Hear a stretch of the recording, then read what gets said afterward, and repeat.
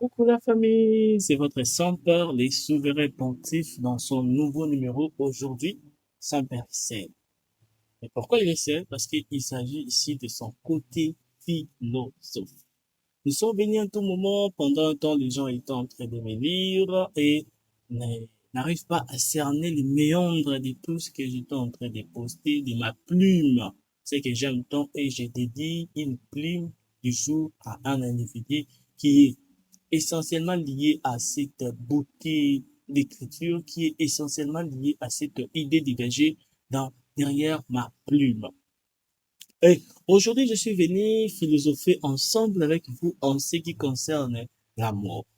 C'est-à-dire, on va parler de l'amour dans son sens philosophique, comment les différents philosophes qui ont marqué le temps ont parlé de l'amour, mais aussi comment la génération actuelle conceptualise l'amour.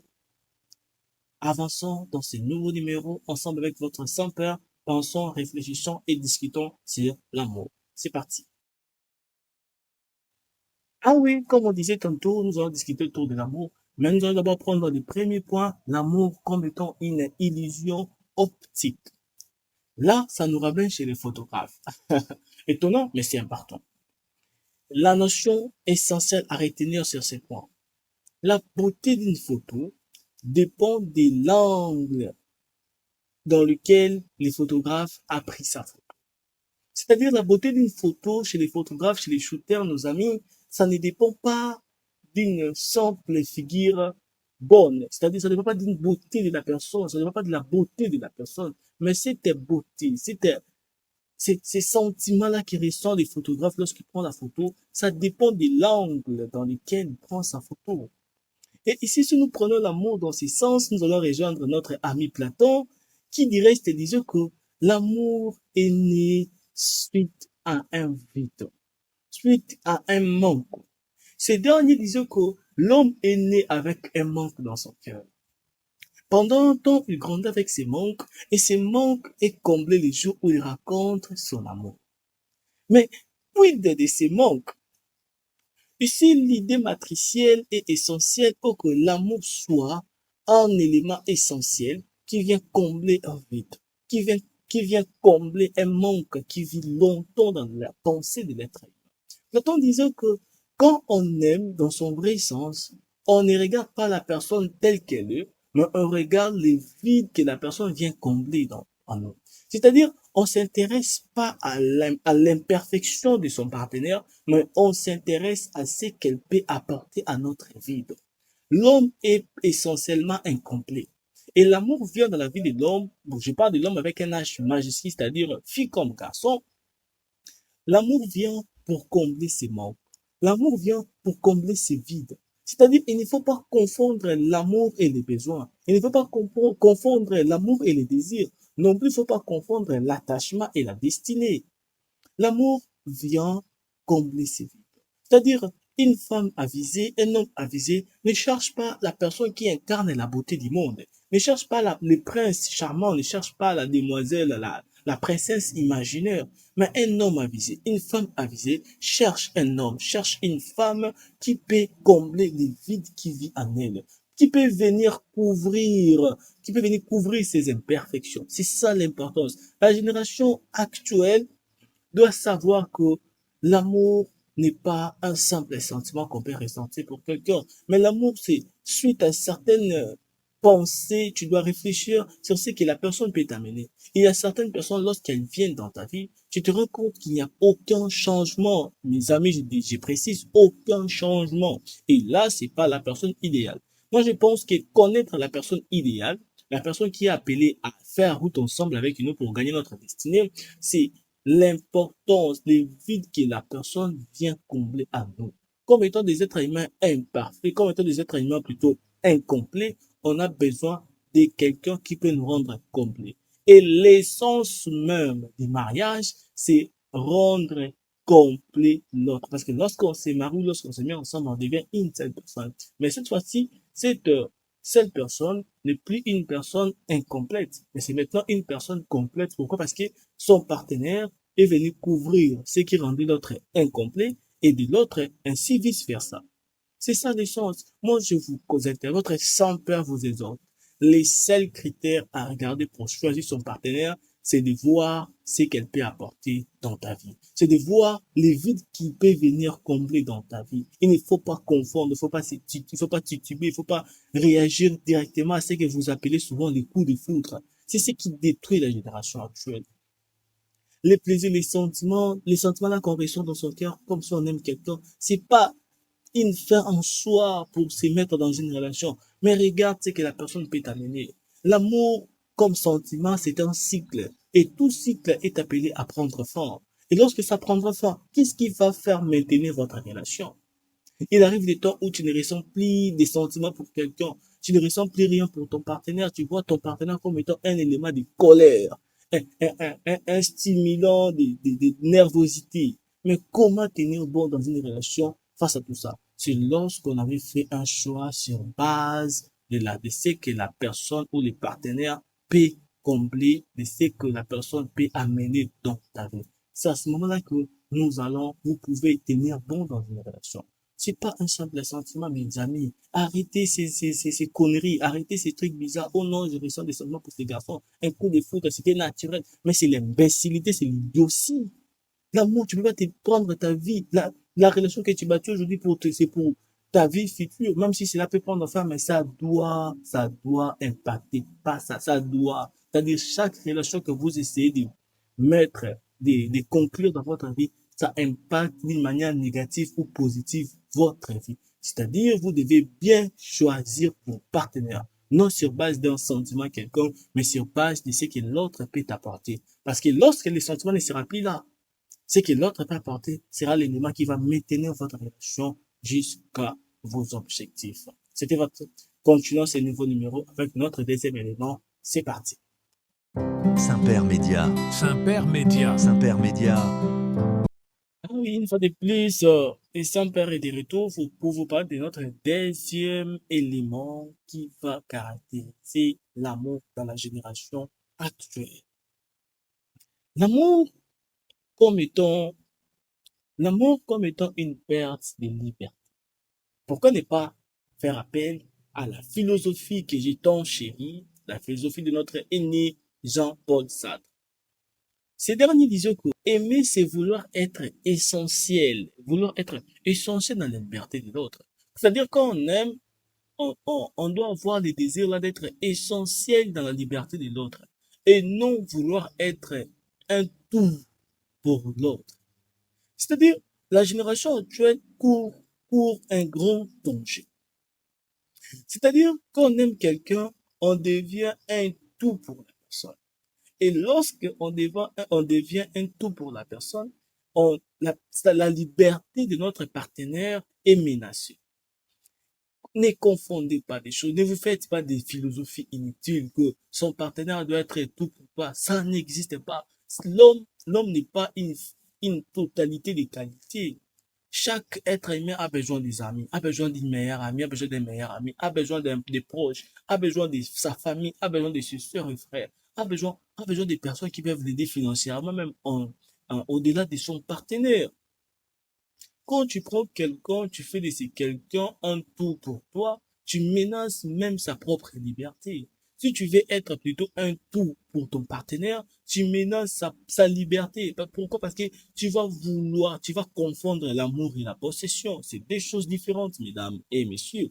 Tu vas vouloir confondre l'amour et la jalousie. Raison pour laquelle les jeunes ne savent plus établir une distinction entre l'amour et la jalousie. Aujourd'hui, l'amour est devenu une synonymie de la jalousie. Non, c'est pas ça. La jalousie n'est pas un élément destructeur d'une relation. Mais la jalousie mal gérée peut devenir une destruction fatale pour une relation amoureuse. L'amour n'est pas la jalousie. L'amour n'est pas la possession. L'amour n'est pas un contrôle. Ce n'est pas ça l'amour. Mais ce sont des éléments qui peuvent toutefois être importants dans une relation parce que la confiance n'exclut pas le contrôle dans la vie de son partenaire. Je te fais confiance, bien évidemment, mais cela ne m'empêche guère de contrôler. Comme disait un philosophe, l'excès de la confiance l'autre, aveugle son partenaire. Pourquoi? Parce que c'est même, il disait quoi encore? Il disait, L'effet de faire confiance en excès, ça excite au partenaire de te détruire. C'est-à-dire, une confiance en excès peut motiver. Une confiance en excès peut devenir un élément motivateur de la trahison. De la trahison. Pourquoi? Parce que tu as fait confiance en excès. Je n'exclus pas la possibilité de faire confiance, mais cette confiance ne doit pas exclure la possibilité de contrôler son partenaire. Mais il ne faut jamais confondre l'amour et le contrôle. Il ne faut jamais confondre l'amour et la jalousie. Il faut être jaloux. Ça donne même de la beauté dans une relation. Mais il ne faut pas faire de la jalousie le vrai sens de l'amour. Non, c'est pas le cas. L'amour n'est pas égal à la jalousie. Non plus, l'amour n'est pas égal à la possession. Tu ne peux pas posséder la personne complètement. Tu ne peux pas faire de moi ton frère, ta soeur à la fois, ta maman, ton papa à la fois. Moi, je suis devenu ton meilleur ami, je suis devenu ta meilleure amie, je suis devenu tout pour toi. Ça n'existe pas, cette conception que la jeunesse, que la jeune génération s'est créée dans la tête. Faire de son partenaire un tout. La liberté de l'autre sera menacée. Tout homme, tout être humain a besoin d'une liberté, a besoin d'agir dans une liberté complète. Mais lorsque tu fais de ton partenaire une, un centre absolu de ta vie, tout de toi tourne autour de lui, c'est un danger pour ton partenaire, c'est un danger parce que sa liberté est menacée, il va se sentir coincé. Bien que vous êtes dans une relation, mais n'oubliez pas qu'il y a un destin, qu'il y a une destinée qu'il faut préparer. N'oubliez pas qu'il y a un travail à faire. N'oubliez pas qu'il y a une famille qui attend de vous le meilleur. N'oubliez pas qu'il y a des amis qui attendent de vous le meilleur. N'oubliez jamais ça. Alors, lorsque tu prends ta vie, tu mises ta vie à, à un seul individu. C'est comme si c'était l'être humain, le seul être humain le plus important de ta vie. C'est un danger pour quelqu'un. Et c'est plus une relation amoureuse, mais ça devient une relation de possession. Et ici, l'idée centrale, c'est lorsqu'on veut transformer l'autre à un objet personnel. Ton partenaire n'est pas un bien à toi seul. Bon, n'est pas un bien, n'est pas un objet que tu dois contrôler à toi, tu dois contrôler toi seul. Ton partenaire n'est pas ton objet que tu dois contrôler, tu dois manipuler à tout moment. Non. Un partenaire, on utilise bien on utilise l'expression partenaire pour savoir que c'est en fait un contrat verbal, malgré que ce n'est pas écrit parce que je suis dans des relations de concubinage, dans ma carte. C'est-à-dire, cela ne doit pas être pour toi, ton partenaire ne doit pas être un objet que tu peux toutefois posséder, contrôler, diriger. Ce n'est pas ça, mes amis. Ne jamais confondre l'amour comme étant comme étant une possession, comme étant une jalousie, comme étant un contrôle. C'est différent. Ce sont des éléments qui peuvent toutefois intervenir, mais pas de manière excessive. Pas de manière excessive. Il faut faire très attention. Aimer, c'est vouloir participer, être essentiel, être important dans la liberté de l'autre. Ce n'est pas le fait de, de vouloir, de vouloir faire de l'autre un tout. Là, je suis contre cette conception des choses. Passons à notre troisième élément. Saint-Père Média. Saint-Père Média. Saint-Père Média. Ah oui, mesdames, c'est votre champagne pour des pistes de retour pour clôturer ce nouveau numéro. On va parler de l'élément clé, l'élément principal et l'élément qui clôture ces deux éléments précédents. C'est l'amour comme étant un excès d'essence. Suivez avec votre Saint-Père. L'amour comme étant un excès d'essence, c'est compliqué. Ici, nous allons voir l'amour et la haine à la fois. Nuancer et savoir qu'est-ce qui se cache. Malgré que je ne vais pas entrer en détail avec ce qui concerne la haine, mais je vais en parler dans mon prochain numéro. Quelle est la pensée philosophique de la haine? Ici, l'idée, c'est de cristalliser l'amour comme étant selon son angle philosophique. La haine, par essence, elle est simple. La haine, elle est simple à retenir. La haine, c'est rejeter. La haine rejette. Simplement, la haine rejette. Tu rejettes simplement. Éloigne tout celui qui est autour de toi, tout celui que tu détestes. C'est ça la beauté de la haine. La haine ne veut pas te trouver des esquisses, ne veut pas te trouver des défauts, tout ce qui va avec. La haine, lorsqu'elle est là, elle te rejette simplement. Peu importe ce que tu fais. Et je suis contre l'idée selon laquelle que la haine est l'opposé de l'amour. Non, je ne crois pas ça. La haine, selon moi, c'est un sentiment rattaché à l'amour. La haine un sentiment rattaché à l'amour. C'est-à-dire, la haine est à quelque part, dépasse c'est beaucoup à l'amour. Souvent, ceux qui nous détestent, ceux que nous détestons, si on regarde bien, ce sont des choses ou des personnes que nous aimons tellement. Donc, la haine, elle est simple, elle se rejette tout simplement, peu importe la raison. Mais l'amour, c'est quelque chose de bizarre. C'est plus fort que la haine. Et c'est pas l'opposé de la haine. Je ne crois pas. L'amour, c'est un sentiment qui essaye de donner du sens, même quand la personne est dépourvue de tout sens. C'est-à-dire, l'amour est là. L'amour est toujours là en train de vouloir donner un sens à quelqu'un.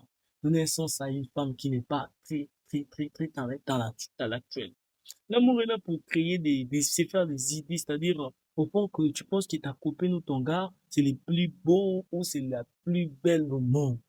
Vous voyez les bizarre avec l'amour, alors que vous êtes conscient et consciente que ce n'est pas le cas. C'est ça le danger avec l'amour, l'excès du sens, l'excès du sens. L'amour crée du don du sens à certaines personnes. Maintenant, qu'est-ce que nous devons retenir sur ces points? Ici, on va vous parler d'un philosophe, Friedrich, Friedrich qui disait que l'amour devient un danger lorsque un jeune fait de l'amour le centre absolu de son existence, sa rupture devient un effondrement ontologique. C'est-à-dire, lorsque tu prends toute ton énergie, tout ton être et tu te concentres à une relation amoureuse, sa rupture devient un effondrement ontologique. Dans quel sens? Vous savez, souvent chez les dames, lorsqu'on se met dans une relation, on se donne corps et âme, on oublie ses études, on oublie qu'on doit travailler, on oublie qu'on doit bosser, on doit devenir grand dans la vie, on se concentre à la relation.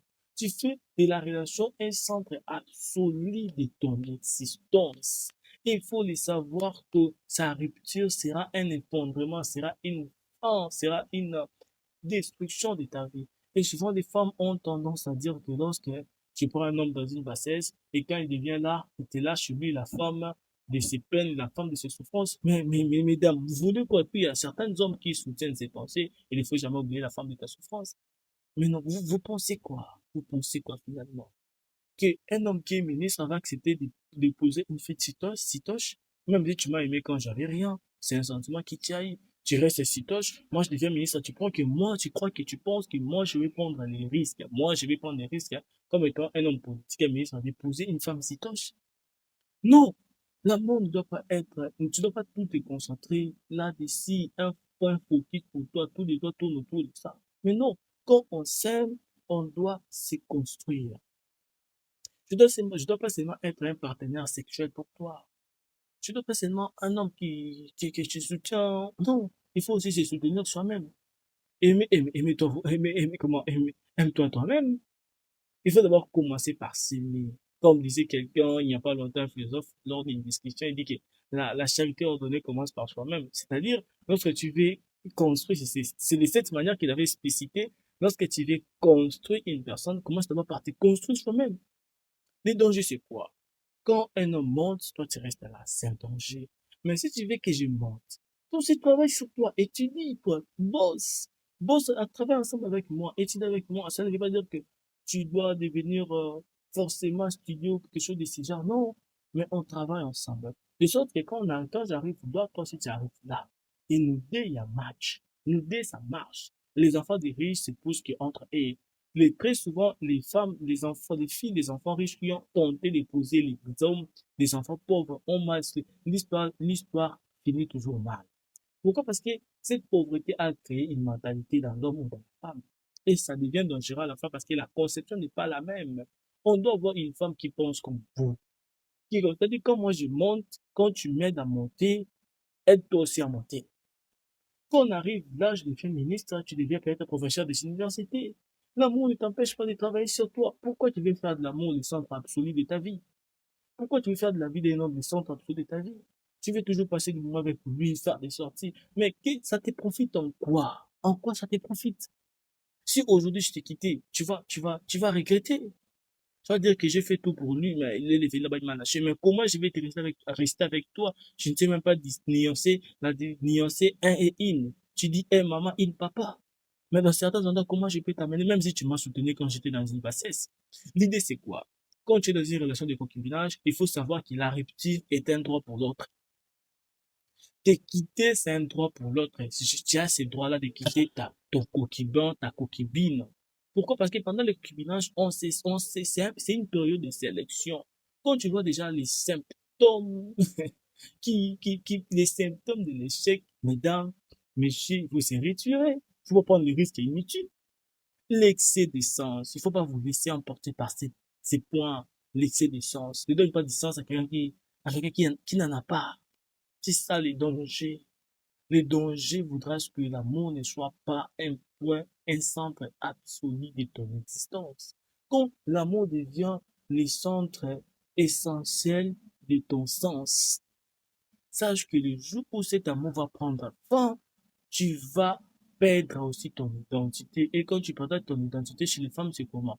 Lorsqu'après une rupture, moi, je ne vais plus jamais aimer. Moi, je ne vais plus faire confiance à quelqu'un. Moi, je ne serai jamais fidèle. Mais si tu n'es pas fidèle, c'est ton échec. Mais si tu n'es pas sérieux, c'est toi qui détruis ta vie. Mais c'est pas les garçons qui viennent de te quitter. C'est ça l'idiotie, c'est ça l'imbécilité. Pourquoi? Parce que tu as fait de l'amour les centres absolus de ton existence. Non, non, non, non. Tu dois étudier, tu dois te construire, tu dois travailler comme les autres. S'il s'agit même de mettre une fin à une relation de concubinage, pour travailler sur toi, tu dois le faire, tu dois travailler ton éloquence, ta philosophie, tout ça, tu dois réussir ta vie. Vous voulez la parité, mais vous n'êtes pas prêt assez à payer le prix, à payer le prix. Avoir des nuits courtes et des matins tôt, des journées longues. C'est ça bosser. C'est ça bosser. Il faut bosser. Il y a des femmes exceptionnelles, il y a des femmes qui travaillent, qui laissent voir que dans le temps, ces femmes vont impacter le monde. À un certain niveau, un homme ne traite pas avec n'importe qui. Les hommes vont pas vous le dire, mais c'est vrai. Et c'est vrai. Les femmes bosser, travailler, ne vous laissez pas. Il faut pas faire de l'amour le point absolu de votre existence. Sa rupture deviendra une fatalité de destruction de votre vie. Il faut bosser jusqu'à ce que la sueur va couler. Il faut bosser jusqu'à ce que le bossing deviendra votre vie. Là, je suis beaucoup plus chez les filles. Il faut pas construire un homme tout en s'oubliant. Non, il faut se construire pour que quand je serai là, je puisse pas t'oublier. Dans le concubinage, c'est ça. Quand tu vois qu'un homme n'arrive pas à bien bosser, moi, je vous encourage les femmes de quitter ces hommes. Parce que les 100 dollars d'aujourd'hui doivent devenir des 1000 dollars, les 1000 dollars de demain. Si les 100 dollars d'aujourd'hui, demain, ça devient 5 dollars, c'est un danger, c'est un échec. Il faut déjà regarder ça bien. Faut regarder ça bien. Parce que l'homme ne bosse pas. L'homme est appelé à multiplier ce qu'il a. L'homme est appelé à travailler. Et la femme aussi, tu es appelée à travailler. Aujourd'hui, nous avons une première ministre qui est une femme. J'ai bien parlé, une première ministre. On a des ministres, on a une femme très jeune au sein, à la tête du ministère de la Jeunesse, Coutinho. Peu importe les raisons politiques, mais elle est là. Toi, tu crois que si elle traînait avec un garçon de l'université ou bien un garçon simple qui n'a pas voulu travailler dur dans la vie, la femme là va prendre le risque d'épouser ces garçons. Mais c'est l'idiotie. Pourquoi? Parce que l'incompétent que tu épouses va devenir la cause de ton échec. Quand je dis incompétent, c'est-à-dire, il y a des gens, son incompétence fait même en sorte qu'ils puissent te trahir facilement. Il suffit qu'on puisse lui proposer un million comme ça, la femme va te lâcher. Pourquoi? Parce qu'elle n'a pas eu le temps de se construire moralement. C'est cette construction, le danger est immense, mesdames et messieurs. Il faut se construire comme Allegri Sna, il faut se construire comme Grady Milan. Il y a des gens qui se construisent, il faut se construire comme Céleste Engagé, une femme malgré tout, malgré l'amour, les moyens, tout ce qu'elle a. Elle néglige pas ses études parce qu'elle sait l'importance de ses études. C'est ça le plus important. Il faut se construire. Ne vous laissez pas emporter par l'amour au point de négliger votre propre vie.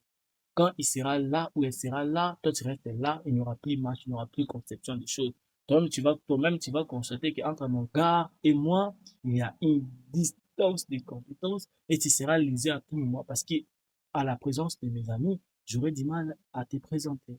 Il y a même certains artistes qui cachent leur épouse, vous le savez très bien. Vous le savez très bien. Et souvent, vous avez tendance à prendre Fally et Nana Ketchup, des exemples. Mais qui vous a dit que Nana Ketchup était notre ensemble? Nana Ketchup a écrit certaines chansons de Fally. Elle s'est développée malgré ce que Fally, malgré la reconnaissance de Fally, c'est pas la reconnaissance. Il ne s'agit pas de la reconnaissance. Je t'épouse pas par reconnaissance. Non, c'est un danger. Je t'épouse pour qu'on puisse construire ensemble. On n'épouse pas quelqu'un par pitié. Non, non que l'on m'a j'ai pitié pour toi parce que tu m'as aidé quand je vais venir, je vais t'épouser. Non, c'est pas comme ça que ça marche. Ça ne marche pas comme ça. C'est question de compétences, de se développer, développer vous des âmes, arrêtez de faire des relations amoureuses, des centres de fous. Quand une relation prend fin, commence une autre.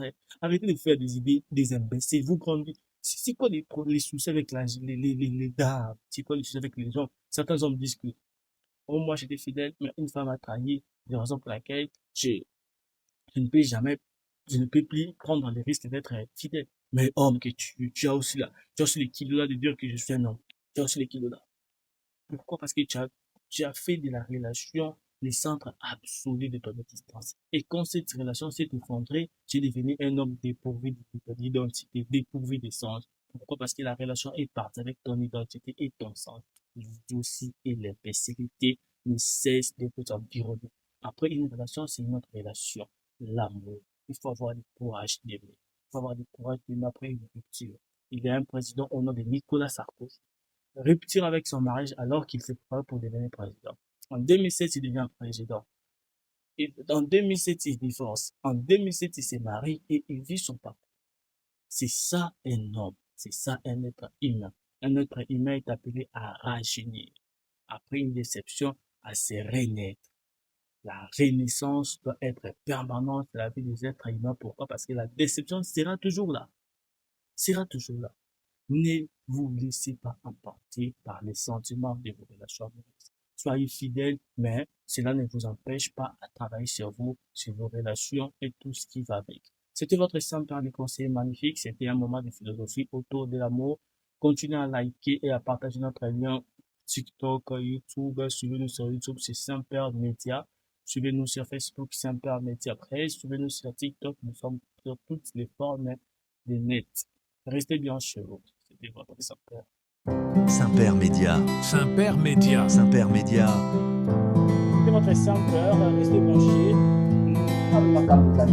C'est la fin de ce numéro. Madame Babette Condé, vous avez évangélique. Et donc, pendant votre carrière musicale,